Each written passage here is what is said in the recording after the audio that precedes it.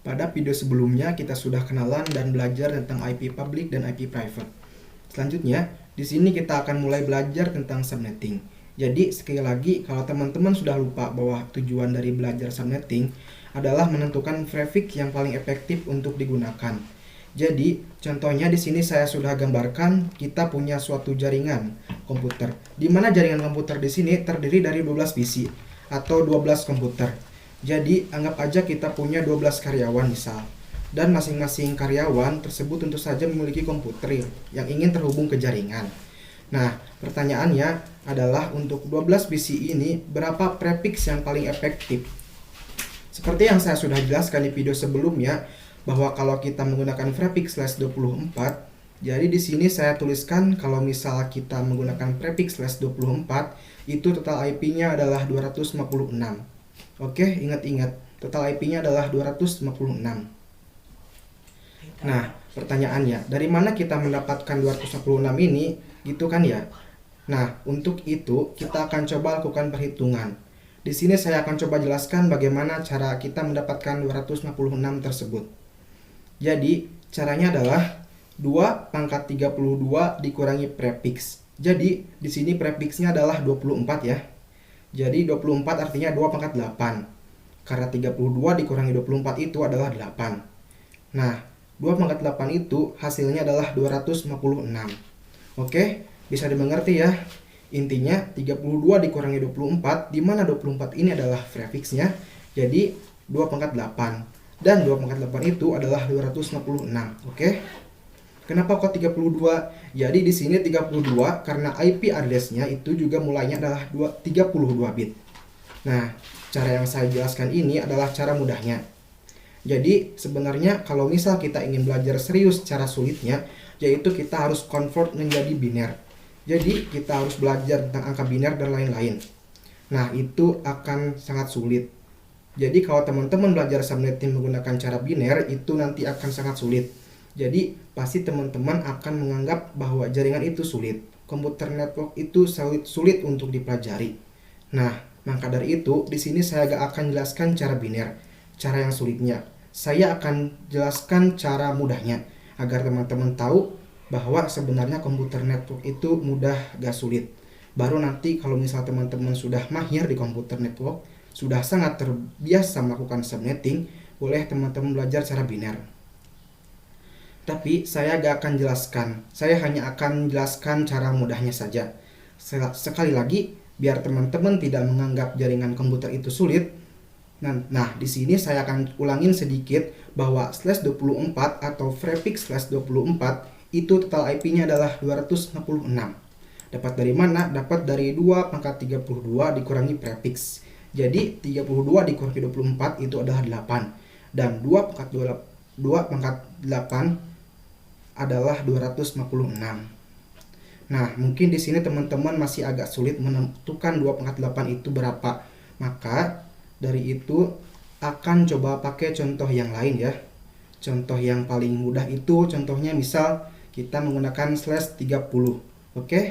/30 itu berarti total IP-nya berapa? Kita akan coba hitung. Jadi 2 pangkat 32 dikurangi 30 artinya 2 pangkat 2. Nah, kalau ini pasti teman-teman ngerti ya bahwa 2 pangkat 2 itu adalah, ada yang tahu? 4. Ya, jadi 2 pangkat 2 itu adalah 4. Oke, selanjutnya contoh lain misal kita diminta untuk mencari total IP dari /29. Jadi misal di sini /29.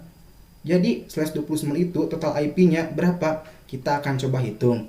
2 pangkat 32 dikurangi 29. Jadi 32 dikurangi 29 adalah 3 ya. Jadi 2 pangkat 32. Nah, kalau teman-teman ngerti, 2 pangkat 3 itu jumlahnya adalah 8. Jadi /29 itu total IP-nya adalah 8. Nah, kalau teman-teman perhatikan di sini, sebenarnya kita punya polanya. Kalau 2 pangkat 2 itu adalah 4, kalau 2 pangkat 3 itu adalah 8, artinya setiap pangkatnya naik 1. Naik. Itu tinggal dikali 2 aja. Ya, saya coba lihatkan kalau 2 pangkat 1 itu 2, kalau 2 pangkat 2 itu 4, kalau 2 pangkat 3 itu adalah 8, kalau 2 pangkat 4 itu adalah 16. Kalau 2 pangkat 5 itu adalah 32 dan seterusnya. Nah, ini kalau teman-teman perhatikan ada polanya. Jadi tinggal dikali 2 aja. Dari 2 pangkat 1, 2 pangkat 2 itu adalah 2 kali 2 hasilnya 4. Selanjutnya untuk 2 pangkat 3, 4 kali 2 sama dengan 8. Untuk 2 pangkat 4, 8 kali 2 sama dengan 16. Untuk 2 pangkat 5, 16 kali 2 sama dengan 32. Kalau mau nyari 2 pangkat 6, 32 kali 2 sama dengan 64. Kalau nyari 2 pangkat 7, tinggal 64 kali 2 sama dengan 128. 2 pangkat 8, 128 kali 2 sama dengan 256. Seperti itu ya. Jadi tinggal dikali 2 kali 2 aja, gak usah pusing gitu ya.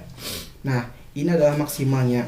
Kalau 2 pangkat 9 belum ada di sini, itu nanti kita bahas di subnetting yang advance. Jadi untuk saat ini kita hanya akan belajar subnetting untuk prefix /24 sampai dengan /20. Oke, itu aja untuk misal ada prefix /23 atau prefix /22, itu kita pelajari nanti di session berikutnya, di session subnetting. Oke. Jadi harusnya sekarang teman-teman sudah bisa mengerti ya cara menghitung total IP dari suatu prefix. Di sini saya akan coba kasih contoh lagi. Misal kita diminta untuk menghitung prefix /26, katakanlah. Nah, kalau /26 itu artinya 2 pangkat 32 dikurangi 26. Oke? Jadi 32 dikurangi 26 itu hasilnya 6 ya. Jadi 2 pangkat 6. Nah, kalau kita lihat di sini 2 pangkat 6 itu adalah 64. Jadi total IP untuk /26 itu adalah 64. Seperti itu, oke? Nah, sekarang kita tinggal lihat di contoh soal ini. Dalam contoh ini kita memiliki 12 PC. Nah, pertanyaannya adalah untuk 12 PC ini prefix berapa yang paling efektif? Nah, kita tinggal lihat dari hasil perpangkatan ini. Contoh misal, untuk 2 pangkat 1 kan totalnya 2. Gak cukup ya? Ini gak mungkin karena 2 gak cukup untuk 12. 4 gak cukup juga. 8 gak cukup juga. 16, nah ini baru cukup ya. 16 IP itu cukup untuk 12 PC ya. Malah ada sisa beberapa. Nah, berarti yang paling pas itu adalah ini 2 pangkat 4 sama dengan 16. Nah, artinya prefixnya berapa? Oke, gampang, tinggal 32 dikurangi pangkatnya ya. Pangkatnya adalah 4. Jadi /28. Nah, jadi untuk jaringan komputer yang terdiri dari 12 bit ini, prefix yang paling efektif untuk digunakan adalah /28. Di mana /28 itu total IP-nya adalah 16. Oke, saya harap teman-teman bisa mengerti ya bagaimana cara menentukan prefix yang paling efektif untuk digunakan.